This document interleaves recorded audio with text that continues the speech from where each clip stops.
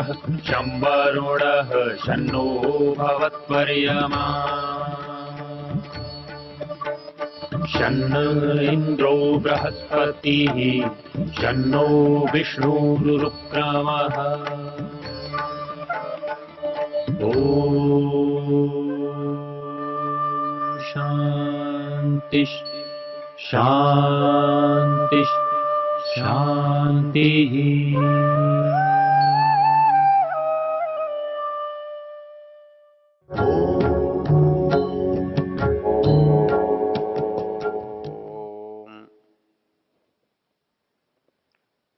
हम यजुर्वेद के 32वें अध्याय पर चर्चा कर रहे हैं। यह चर्चा ईश्वर से संबंधित है, ईश्वर के स्वरूप से संबंधित है। इस में जब कोई विधान है और कोई निषेध है, कभी विधान करके निषेध को रोका जाता है, कभी निषेध को रोककर विधान की बात की जाती है। तो जैसे न तस्य प्रतिमा अस्ति मंत्र कहता है कि उसकी कोई प्रतिमा नहीं होती, न हो सकती है, तो इसका अभिप्राय यह है कि वो निराकार है। लेकिन प्रतिमा अस्ति कहने की क्या आवश्यकता है पड़ी कि हम ज्ञान न होने पर जो कुछ अज्ञान में हो सकता है वो मानते होंगे, मानेंगे, मान सकते हैं। उसकी कोई तुलना नहीं है, ये बात हम तभी करेंगे ना जब कोई उसे तुलना करना चाहेगा, तुलना करना संभव होगा। तो इसलिए जब कहते हैं प्रतिमा न अस्ति, उसकी कोई प्रतिमा नहीं है, उसकी कोई तुलना नहीं है, उसका कोई अवतार नहीं है, उसकी कोई बराबरी नहीं है, तो इसका अभिप्राय होता है कि कोई उसकी बराबरी करना चाहता है तो कर सकता है, जब यदि वो नहीं जानता है तो। इसलिए इस संसार में जो जो उसको नहीं जानते हैं वो उसको अलग अलग रूपों में बना लेते हैं, देख लेते हैं, मान लेते हैं। और इस अलग अलग रूपों के कारण से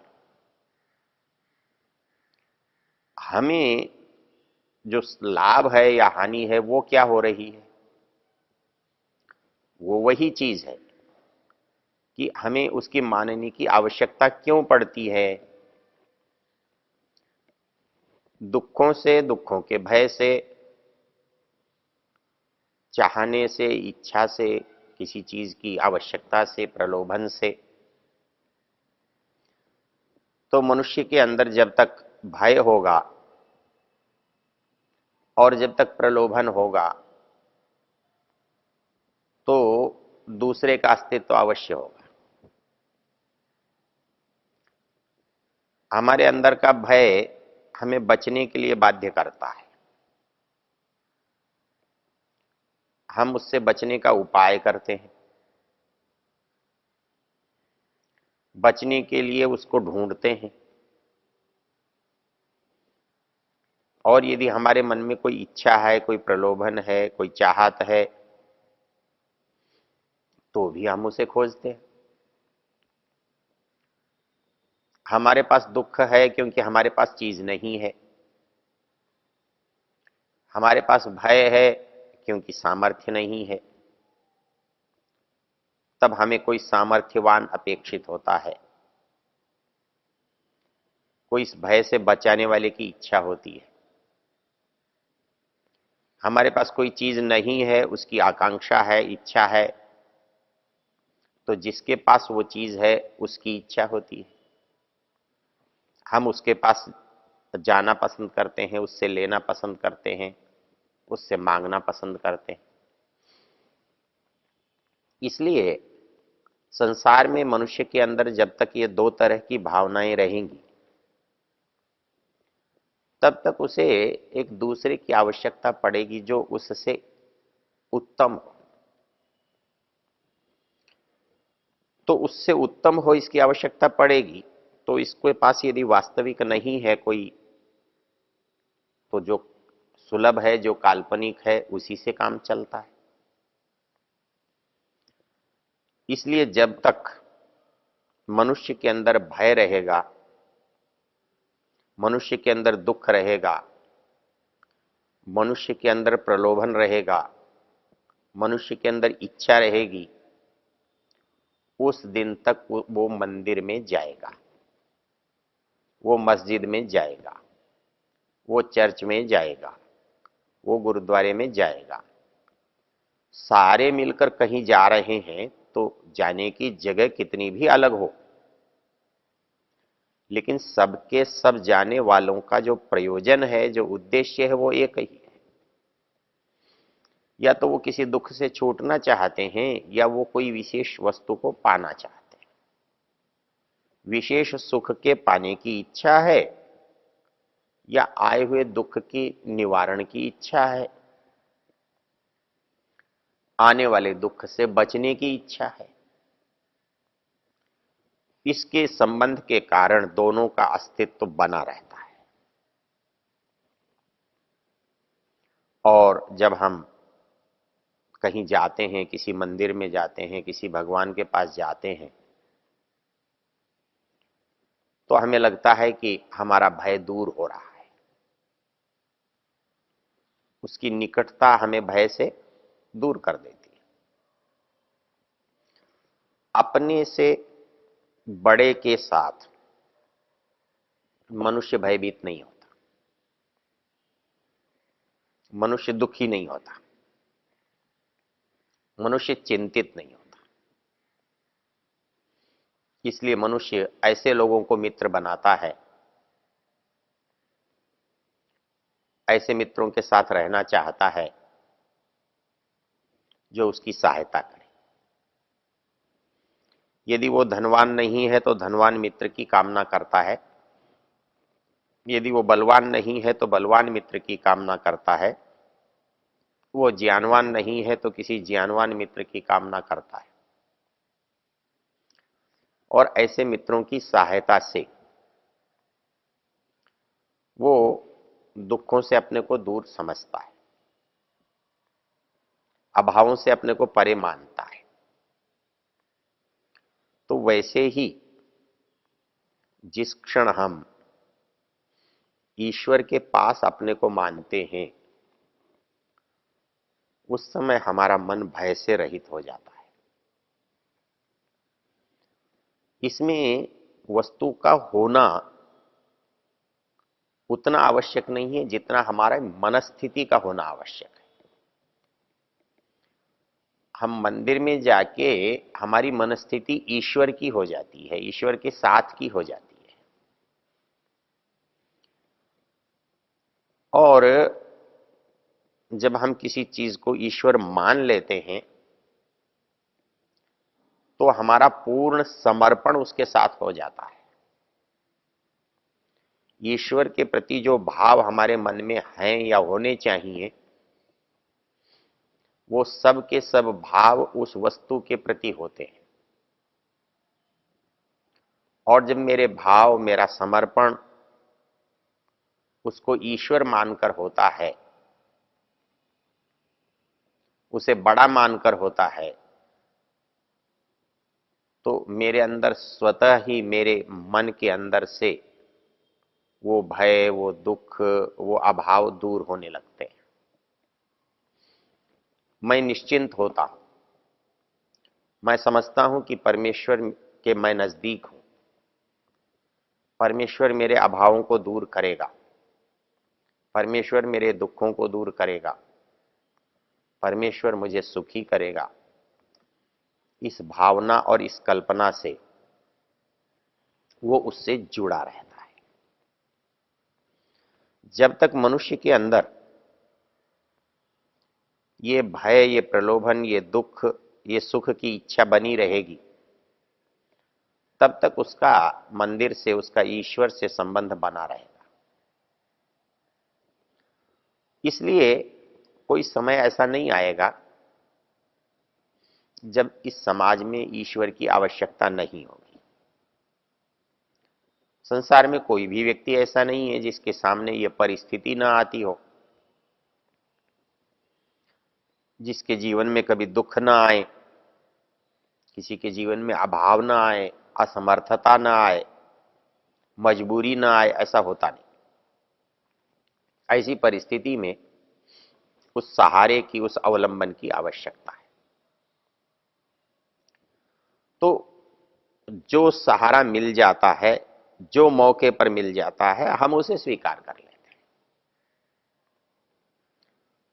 उस सहारे से हमारा काम चल जाता है तो हम ये नहीं देखते इसमें क्या योग्यता है, क्या अयोग्यता है। हम तो उससे काम चला लेते हैं। वही स्थिति मनुष्य की है। मनुष्य जो है कैसे भी ईश्वर से काम चलाता है और उसका काम चलता है। तो इस दृष्टि से हमारी अंदर जो प्रवृत्ति है उसको हम अज्ञानी मानते हैं, गलत मानते हैं, झूठा मानते हैं, लेकिन संसार उसी से चलता है। इसमें एक और महत्वपूर्ण बात है,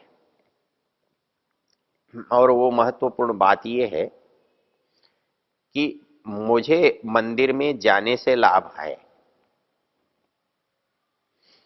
पुजारी को मंदिर चलाने से लाभ है। जो धर्मगुरु है, जो साधु संत है, जो पुजारी है, जो अपने को विद्वान प्रवचन करता कहता है, उसका भी तो कुछ लाभ होना चाहिए इसको करने में, नहीं तो कोई काम क्यों होगा। तो ईश्वर का हमें आवश्यकता है, इसलिए मैं जाता हूं। और मंदिर चलाने वाला मंदिर क्यों चला रहा है कि मंदिर चलाने से उसको लाभ है, इसलिए वो भी मंदिर चला रहा है। जब तक दुकानदार में और ग्राहक में आवश्यकता बनी हुई है तब तक दुकान चलती है। दुकानदार दुकान नहीं चला सकता यदि ग्राहक ना हो।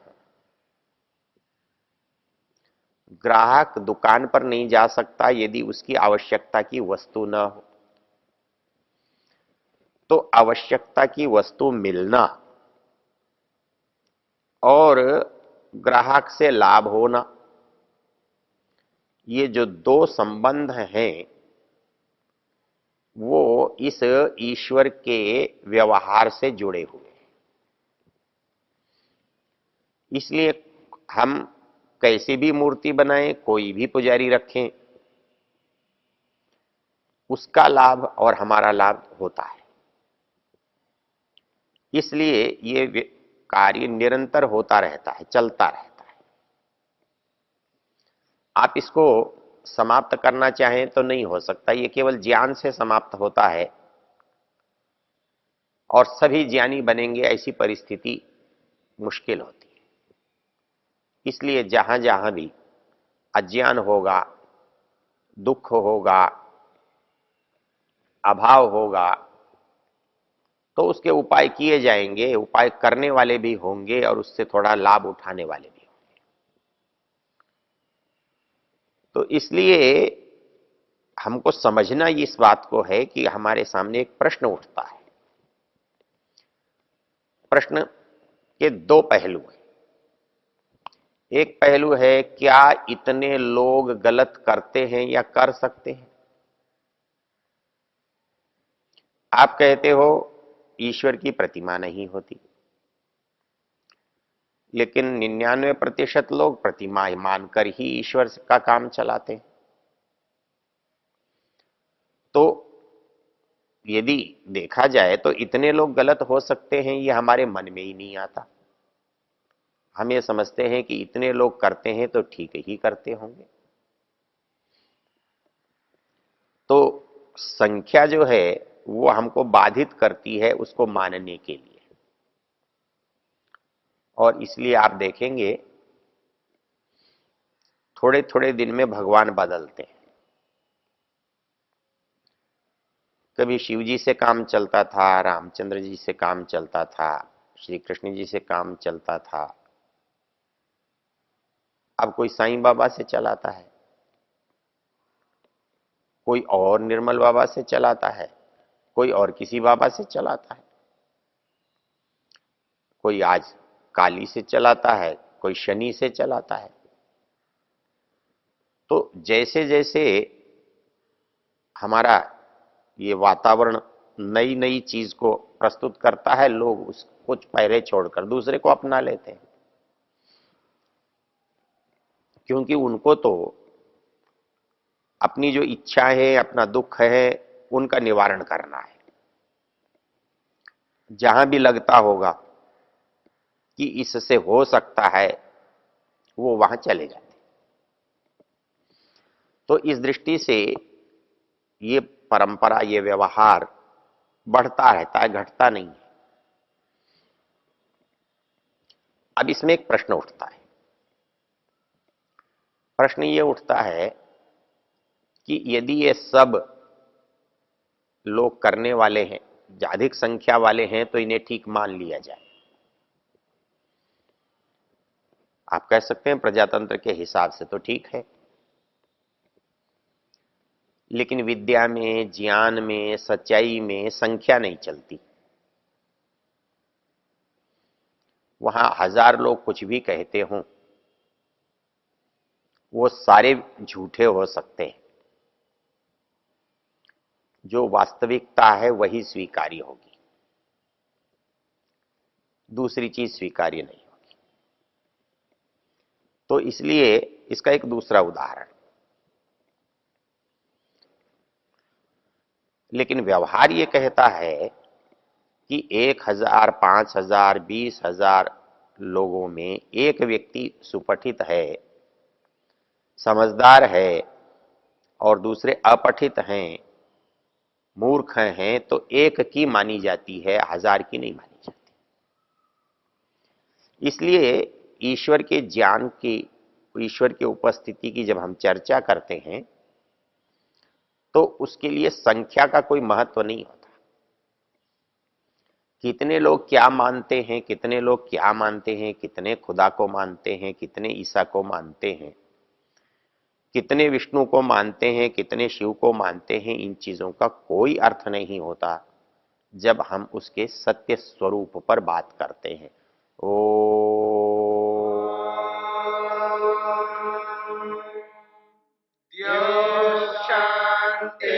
शांतिरंतरिक्षम शांति पृथिवी शांतिरापः शांतिरोषधयः शांति वनस्पतयः शांतिर्विश्वे देवा शांतिर्ब्रह्म शांति सर्वं शांति शांतिरेव शांति क्षमा शांतिरेधि। ओम शांति शांति शांति।